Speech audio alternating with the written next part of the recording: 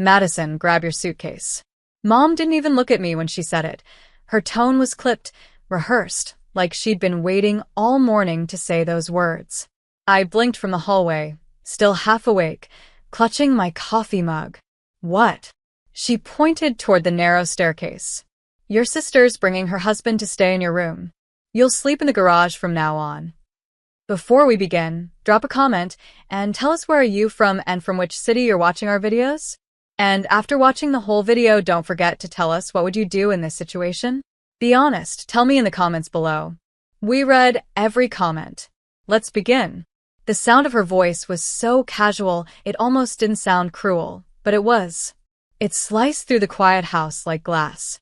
Dad folded his newspaper and gave me that disappointed stare I'd known my whole life. You're 24, Madison. You don't pay rent, you don't contribute. We're not running a charity. Alyssa walked in at that exact moment, hair perfect, perfume expensive, holding her husband's hand like a trophy. Oh, don't make a scene, Maddie, she said, flashing that fake sweet smile. It's just for a few days. You can handle that, right?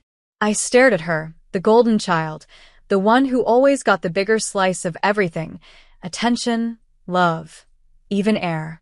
Sure, I said, my voice steady. A few days. Mom crossed her arms. Good. There's a blanket in the closet. Try not to make a mess down there. Alyssa's husband laughed softly, under his breath, like it was funny. Something inside me shifted. My heart was pounding, but not from sadness anymore. It was something else, a pulse of quiet defiance.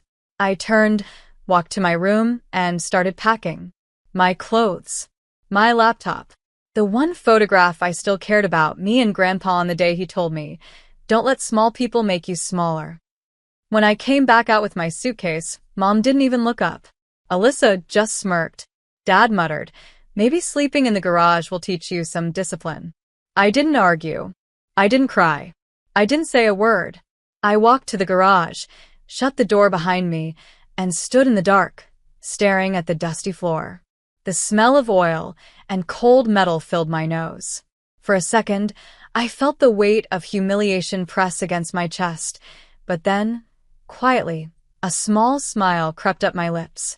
They thought they'd broken me, but this was the last night they'd ever have that power. Because in less than 24 hours, when they looked out that front window, they'd finally see who I really was.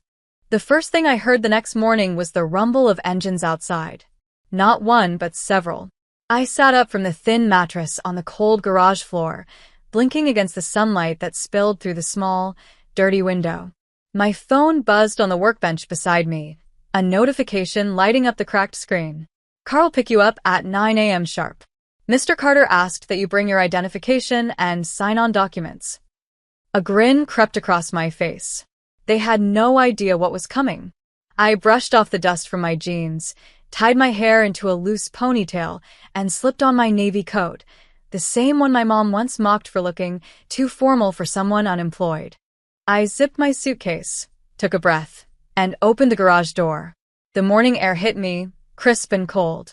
Across the street, sunlight gleamed on the tall glass tower overlooking our neighborhood, the one my father used to say was for people who actually made something of themselves. I was about to.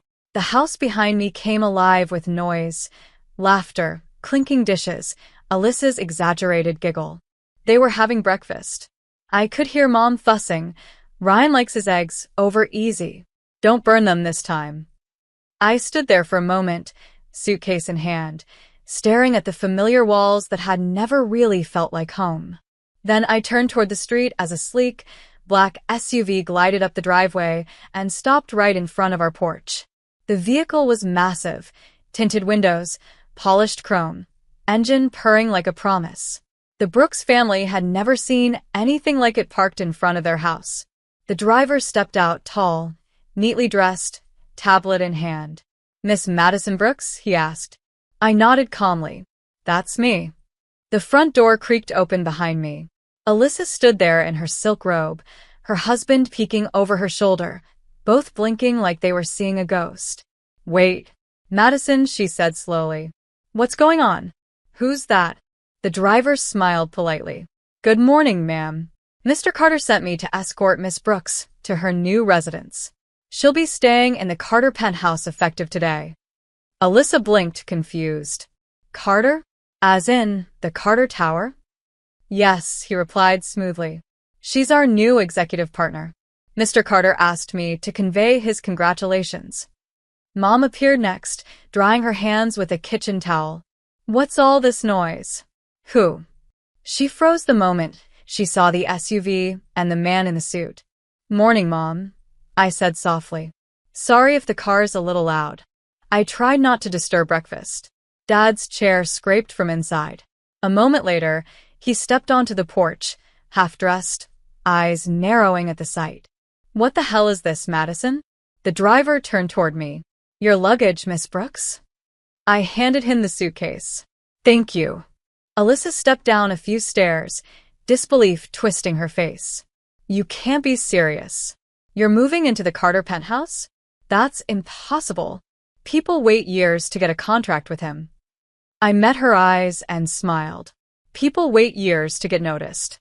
I stopped waiting. The driver opened the SUV door, but I turned back one last time. My parents stood there, speechless. Alyssa's husband looked like he'd just swallowed a nail. Mom finally found her voice. Madison, how? When? You were sleeping in our garage. I tilted my head. Yeah. Humbling experience. Helps you think clearer. Dad stammered. You're working with Carter Holdings? Partnering, I corrected softly. My startup was acquired last week. Mr. Carter said he liked my ideas. Apparently, all those nights you thought I was wasting my time. I wasn't. Alyssa laughed weakly. You? A partner? Come on. What could you possibly have created that Carter would want? I leaned closer, my voice calm but sharp enough to sting. You'll read about it soon enough. It's already in the business journal. The driver held the door open. I stepped inside the SUV, glancing out the tinted window as the car eased down the driveway. Mom's face was pale. Dad's arms hung limp. Alyssa just stood frozen on the porch, her perfect hair swaying in the morning wind. As the SUV rolled away, the street looked smaller, quieter, almost unreal. Inside, the driver handed me a folder. Mr. Carter said to give you this. It's the ownership transfer documents. You're officially the majority shareholder of the penthouse unit, titles already in your name. For a moment, I couldn't speak. My chest tightened. I had worked so hard for this, sleepless nights, failed pitches, rejections that cut deeper than I'd ever admit. And now, sitting in the back of a luxury SUV, I realized I'd done it. Alone. But this wasn't about revenge. Not really. It was about proving that their version of success wasn't the only one. As we pulled up to the tower entrance, a valet rushed forward. The glass doors opened automatically, revealing marble floors that glowed like sunlight trapped in stone. The driver bowed slightly. Welcome home, Miss Brooks. I stepped out, heels clicking against the pavement. The doorman nodded respectfully. From across the street, I could still see my family standing at the window, small figures, stunned into silence. Alyssa's husband said something, but she didn't move. I didn't wave. I didn't gloat. I simply adjusted my coat and walked inside. Because the best kind of revenge isn't loud. It's quiet, confident, undeniable. The kind that doesn't require words, just the sound of an elevator door closing while they're still standing outside wondering how you got there. And as the elevator door slid shut, I saw my faint reflection, tired eyes, but steady. A woman who'd been underestimated one too many times. Garage girl, huh? I whispered to myself with a faint smirk. Not anymore. By the time I stepped into my new penthouse, sunlight had turned golden. The floor-to-ceiling windows washed the space in warmth, reflecting off polished marble and brushed steel. For a moment, I just stood there, taking it in. The quiet hum of the city below felt like applause after years of silence. But this wasn't luck. It was the result of nights spent coding on a broken laptop in coffee shops that closed too early, pitching investors who laughed before I even finished speaking, and hearing my own family say the same line again and again. You're wasting your time, Madison. I wasn't wasting time. I was building something they couldn't even imagine. On the kitchen island, a note from Mr. Carter waited for me. Welcome aboard, partner.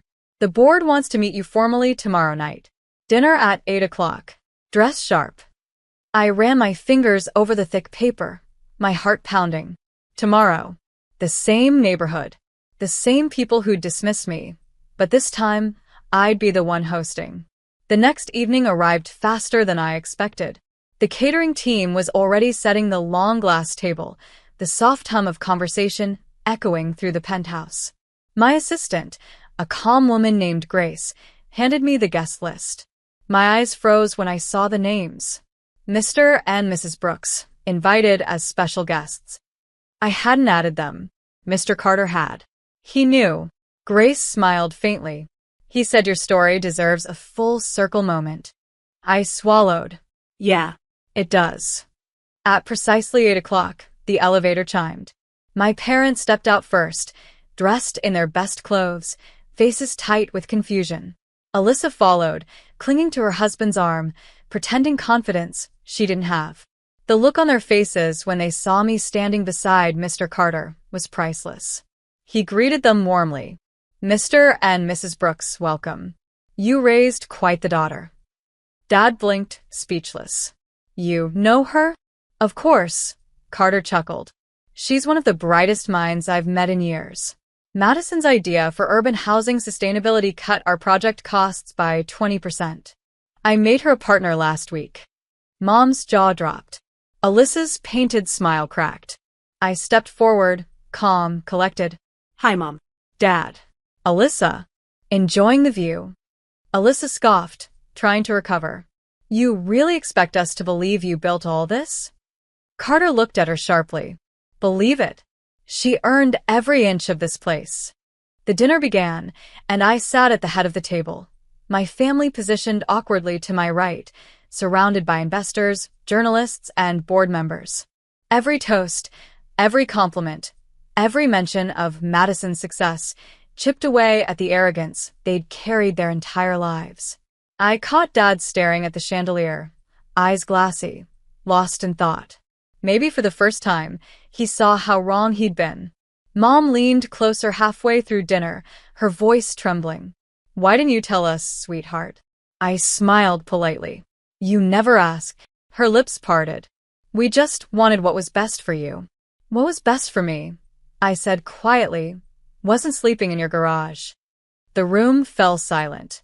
Even Carter paused his wine mid-sip. But I didn't stop. My words flowed like I'd been waiting years to say them. You told me I'd never make it without your help. You made me believe I was a burden. But I learned something in that garage. I don't need anyone's permission to build my life. Alyssa shifted uncomfortably. Come on, Maddie. Don't make this dramatic. We were just what? I interrupted. Teaching me a lesson? You mocked me because I didn't have a rich husband or a job title you could brag about at dinner parties. But the thing is, I looked directly at her. The man you married works for the company that just got acquired by mine. Her face drained of color. You're lying. Carter raised his glass. Actually, she's not. The paperwork went through this morning. Welcome to being one of our subsidiaries. The investors laughed softly, clinking glasses. Alyssa couldn't even look up. I leaned back, calm and composed, while my father finally spoke, voice low. I suppose I owe you an apology. I looked at him, the man who'd once told me I'd never survive without being someone's assistant. No, I said softly. You don't owe me words. Just remember this moment next time you call someone a failure.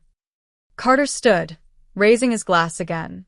To Madison Brooks, the woman who proved that success doesn't need approval, only persistence. Everyone stood and toasted. The sound echoed through the penthouse like thunder. My mother's eyes welled with tears. She whispered, We didn't know you had this in you.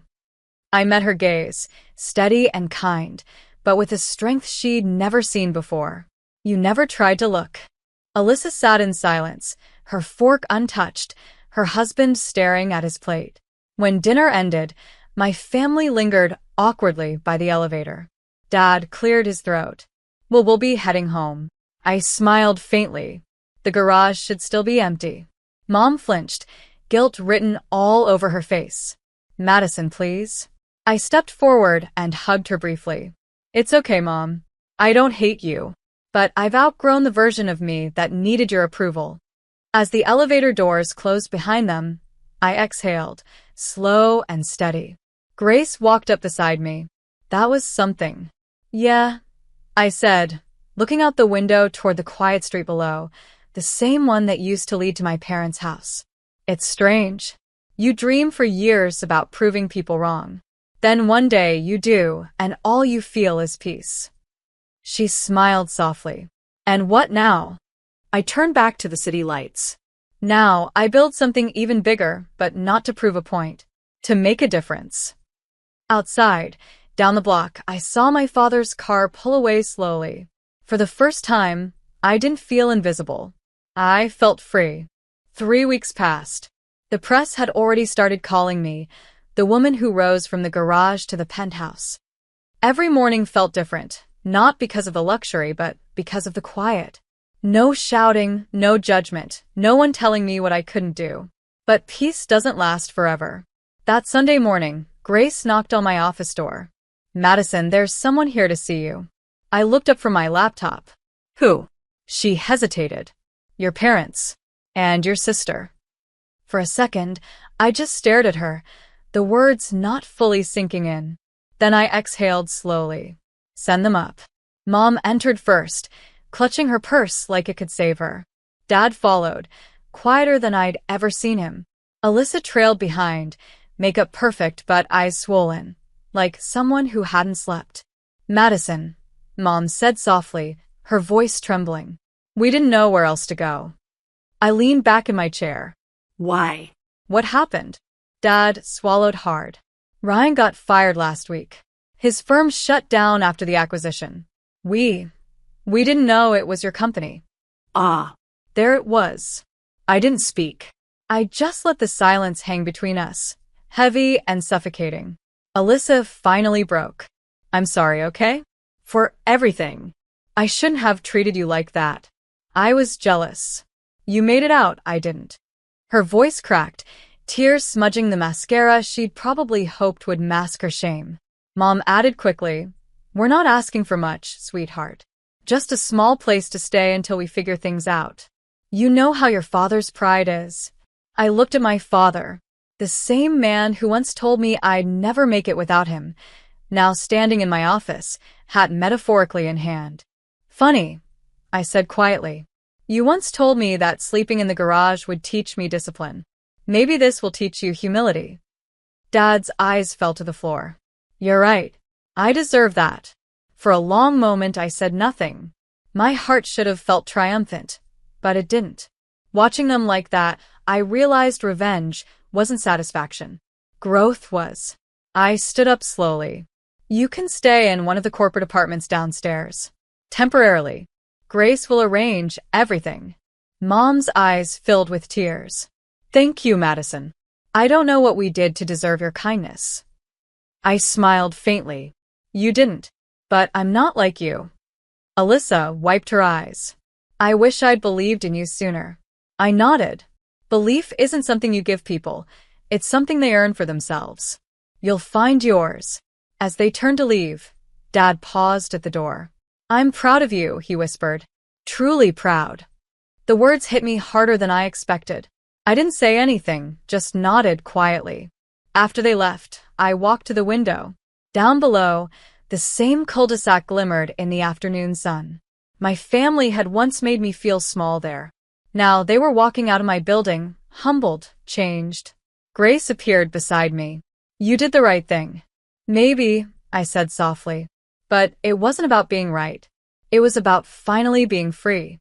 I looked out across the skyline, at everything I'd built, every mistake, every night that felt impossible, and whispered, almost to myself. They sent me to the garage, but that's where I learned how to build an empire. The elevator doors closed behind me as I walked back to my desk, the city glowing beyond the glass, quiet, golden alive. And for the first time in my life, I didn't just feel successful. I felt home.